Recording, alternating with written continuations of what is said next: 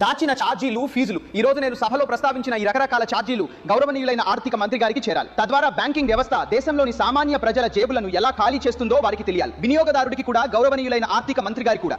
Minimum balance penalty. మీరు కనీస balance నిర్వహించకపోతే నెలకు 100 నుండి 600 రూపాయలు బ్యాంక్ మీ ఖాతా నుండి కట్ చేస్తుంది.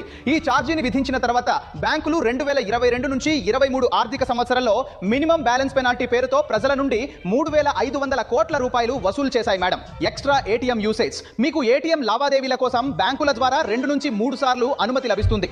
మీరు 4వ 5వ లావాదేవీ చేస్తే ప్రతి లావాదేవీకి 20 రూపాయల ఏటీఎం ఛార్జ్ చెల్లించాల్సి ఉంటుంది. ఇన్యాక్టివిటీ ఫీజు సంవత్సరానికి 100 నుండి 200 రూపాయలు. ఆపై మీరు బ్యాంక్ స్టేట్మెంట్ తెప్పించుకుంటే బ్యాంక్ స్టేట్మెంట్ జారీ ఛార్జీల పేరుతో మీ నుండి 50 నుండి 100 రూపాయలు తీసుకుంటుంది. ఇంకా నా బ్యాంక్ ఖాతాలోకి ఏమి వస్తుందో SMS అలర్ట్ ద్వారా సమాచారం కావాలని మీరు అడిగితే SMS అలర్ట్ ఛార్జీల పేరుతో కూడా ప్రతి త్రైమాసికానికి 20 నుండి 25 రూపాయలు మీ నుండి వసూలు చేస్తారు.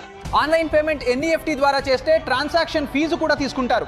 బలవంతంగా మీకు ముందుగా లోన్ అంటగడతారు. ఆ తర్వాత లోన్ ప్రాసెసింగ్ ఫీజు పేరుతో లోన్ మొత్తంలో 1 నుండి 3% కట్ చేసుకుంటారు.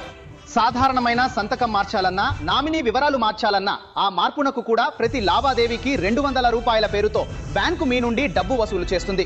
డిమాండ్ డ్రాఫ్ట్ లేదా పే ఆర్డర్ చేయించడానికి వెళ్తే ప్రతి డిమాండ్ డ్రాఫ్ట్ కు 100 నుండి 200 రూపాయలు మీ నుండి వసూలు చేస్తుంది. అంటే కస్టమర్ల జేబులు కత్తిరించబడుతున్నాయి. ఈ రకరకాల ఛార్జీల కారణంగా బ్యాంకు సామాన్య ప్రజల నుండి ఎంత డబ్బు వసూలు చేస్తుందో కస్టమర్లకు తెలియనే తెలియదు.